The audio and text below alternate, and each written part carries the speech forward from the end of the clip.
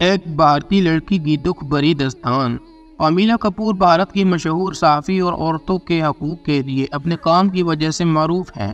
انہوں نے حال ہی میں اپنے شوہر کی مدد سے بھارت میں کال گرل بن جانے والی گھریلو لڑکیوں کے انٹرویوز کیے ہیں تاکہ پتہ چلے کہ آخر باعثہ زندگی جیتے جیتے کوئی لڑکی کیسے اس گڑھے میں جا گرتی ہے جہاں سے واپسی کا کوئی راستہ نہیں ملتا۔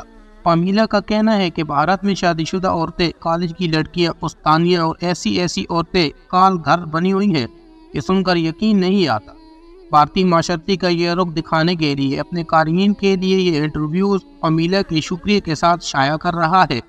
ادارہ 20 سال کانتی کا ایک سادہ درمیانی شکل و صورت کی لڑکی ہے۔ اس کا قد کافی چھوٹا ہے، جسم پتلا مگر متوازن ہے، معمولی میک اپ کرتی ہے، کسی قدر شرمیلی ہے اور میل ملاپ سے گریز کرتی ہے۔ 10ویں جماعت تک تعلیم حاصل کرنے کے بعد اس نے ایک پرائمری اسکول میں ملازمت کر لی ہے اور اس کے ساتھ ساتھ وہ ٹیوشن بھی پڑھاتی ہے۔ یہ سلسلہ 3.5 سال سے چل رہا ہے۔ تنخواہ 150 روپے ملتی ہے۔ اس نے کال گرل کے طور پر کام 2.5 سال سے جاری رکھا ہوا ہے، جس سے 300 روپے ماہانہ کماتی ہے۔ کانتی نجم متوسط خاندان سے تعلق رکھتی ہے۔ اس کا والد ایک فیکٹری میں ویلڈر ہے اور اس کی تقریباً 350 روپے ماہانہ آمدنی ہے۔ اس کی تعلیم 8 جماعتوں تک ہے۔ کانتی کی ماں جو فوت ہو چکی ہے، صرف 6 جماعتیں پڑھی ہوئی تھی۔ کانتی اپنے والدین کی دوسری اولاد ہے۔ اس کا ایک بڑا بھائی اور ایک چھوٹی بہن ہے۔ والد چونکہ میٹرک نہیں کر سکا تھا، جس کا اسے شدید احساس تھا، اس لیے وہ اپنی اولاد کو معیاری اسکولوں اور کالجوں میں پڑھانے کا خواب دیکھا کرتا تھا۔ یہاں پہنچ کر کانتی رک گئی۔ میں نے مزید کچھ بتانے کے لیے کہا۔ وہ تیار تو نہ تھی، مگر میرا اصرار اور منت سماجت بڑھی تو وہ اپنی زندگی اور بچپن سے لے کر اب تک کے تجربات بتانے پر آمادہ ہو گئی۔ چنانچہ اس نے بتانا شروع کیا۔ جہاں تک مجھے یاد پڑتا ہے، باپ کے گھر میں شروع ہی سے غربت نے ڈیرے ڈالے ہوئے تھے، لیکن میرے والدین کے باہمی تعلقات بالکل خوشگوار تھے۔ ہم نے انہیں لڑتے یا ایک دوسرے کو برا بھلا کہتے ہوئے بہت کم پایا۔ البتہ کھانے پینے اور پہننے کی اشیاء کی ہماری ہاں ہمیشہ ہی قلت رہتی۔ اسی وجہ سے میری والدہ بہت جنجاتی اور مغموم رہتی۔ پھر بھی میرے والد ہمیشہ اچھی اور مہنگی تعلیم دلانے پر کمر بستہ تھے۔ انہوں نے ہمیں ایک کا نوٹ بھی داخلہ دلا رکھا تھا۔ ان کی تنخواہ کا 90% ہماری یونیورسٹی اور فیسوں کی نظر ہو جاتا، باقی جو کوئی بچتا اس سے روٹی، کپڑا اور دیگر لوازمات مشکل پورے ہوتے۔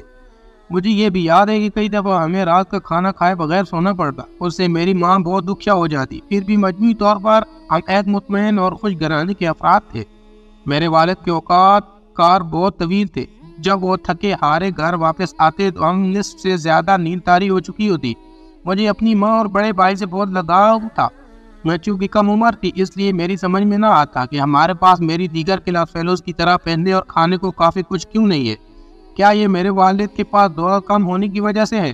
ایسا کیوں ہے؟ میں اکثر ضد کرتی اور شور مچاتی کہ میرے پاس پہننے کے لیے اچھا فراق ہونا چاہیے اور کھانے کو کیک پسٹریاں ہونی چاہیے۔ میرے روز اور بسورر نے صرف میرا بڑا بھائی اچھی طرح محسوس کرتا، چنانچہ وہ اپنے حصے کے کھانے میں سے مجھے بھی کچھ دے دیتا اور اپنی شرٹ اور شارٹس پر آنے والے خرچ بچا کر میرے لیے فراق لے آتا۔ مجھے اس وقت اس چیز کا احساس نہ ہوتا۔ مجھے ان باتوں کی سمجھ اس وقت آنے لگی جب میری عمر 9 سال ہو گئی۔ پھر مجھے یہ بھی پتہ چلنے لگا کہ امی عام طور پر اس لیے فاقہ کرتی ہے کہ اس کے شوہر اور بچوں کو کافی کھانا مل سکے۔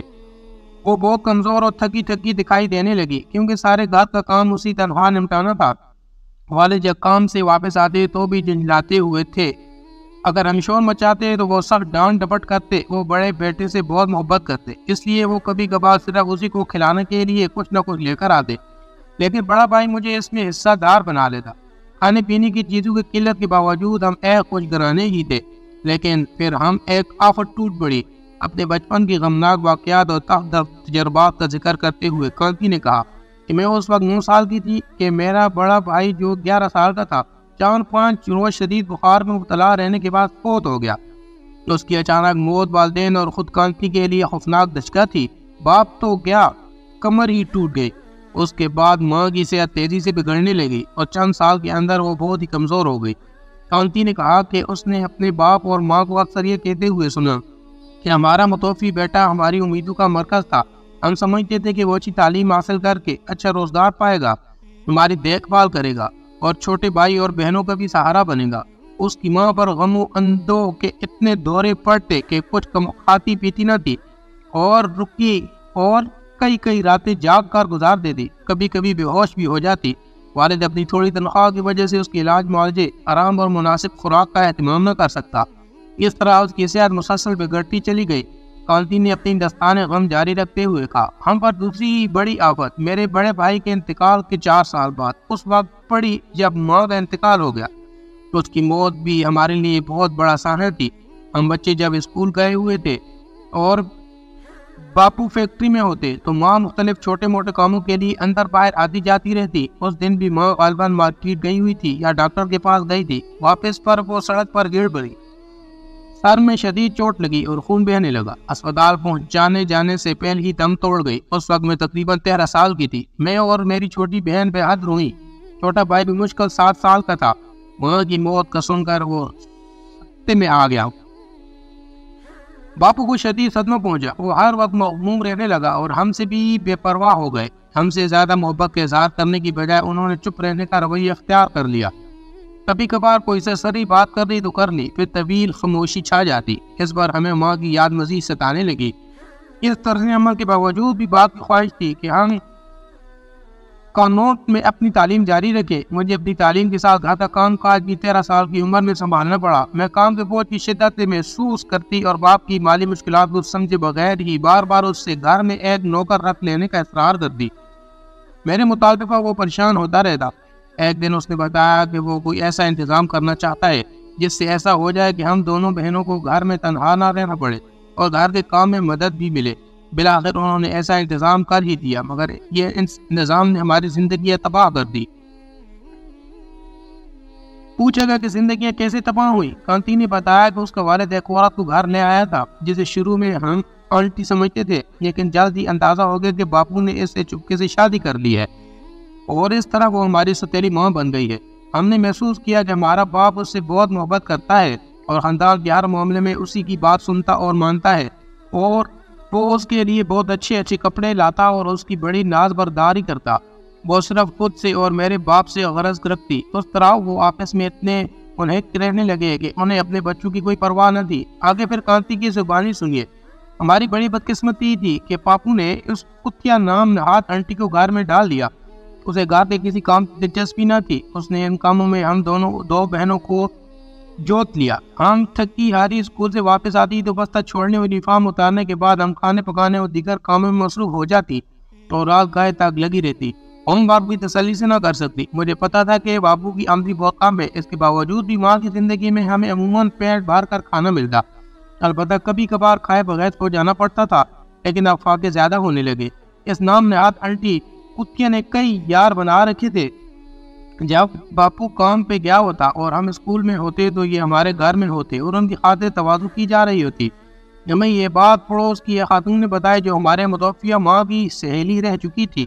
پھر اس کا غصہ دیکھو کہ مجھے ان 2 لڑکوں سے ملنے جلنے کی اجازت نہ تھی اور خود غیر مردوں سے گچھڑے اڑانے میں اسے کسی کی روک ٹوک نہ تھی۔ میں سب سے بڑی بیٹی ہونے کی وجہ سے ان حرکتوں کو برداشت نہیں کر سکتی تھی۔ اس کا ہم سے مشفقانہ سلوک ہوتا تو شاید میں اس کی طرف سے عائد پابندیوں قبول بھی کر لیتی، لیکن موجودہ صورت میں ان پابندیوں کو آمریت ہی سمجھتی۔ باپو کی آمدنی محدود تھی تو اس کے اپنے کپڑے اور میک اپ وغیرہ کے لیے پیسے کہاں سے آ رہے تھے؟ ہمیں تو 2 وقت کی سادہ روٹی تک میسر نہ تھی۔ کئی دفعہ میں نے باپو سے یہ باتیں کرنے کے بارے میں سوچا، مگر وہ اس کتیا نے اتنا لاڈ پیار کر رہا تھا کہ مجھے اس سے بات کرنے کی ہمت نہ ہوئی۔ اس نے کبھی ہم سے پوچھنے کی کوشش ہی نہ کی یہ عورت ہم سے اچھا سلوک کر رہی ہے یا نہیں۔ پھر اس وقت کانتی کا پیمانہ صبر جھلک پڑا جب آنٹی نے اس کے باپ کو قائل کر دیا کہ اس کی تعلیم 10ویں جماعت سے آگے جاری رکھنے کی کوئی ضرورت نہیں، اسے کسی جاب پر لگا دیا جائے تاکہ یہ اپنے اخراجات خود برداشت کرے۔ یہ سن کر کانتی کو شدید غصہ آیا۔ بات یہی تک نہ تھی بلکہ یہ بھی تھی کہ اس نے ایسے حالات پیدا کر دیے جن میں کانتی اور بالخصوص اس کا چھوٹا بھائی فاقو سے 2 چار ہو گئے۔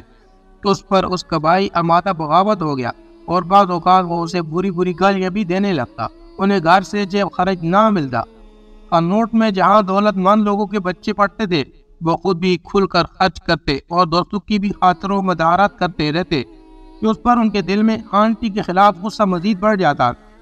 قاضی کے دل میں بار بار یہ خواہش پیدا ہوتی کہ اسے بھی خرچ کے لیے کہیں سے کچھ پیسے مل جایا کرے، تاکہ وہ خود بھی چیزیں خریدے اور بھائی بہن کو بھی دے، تاکہ ان کے دلوں سے کمتری اور محرومی کا احساس کم ہو سکے۔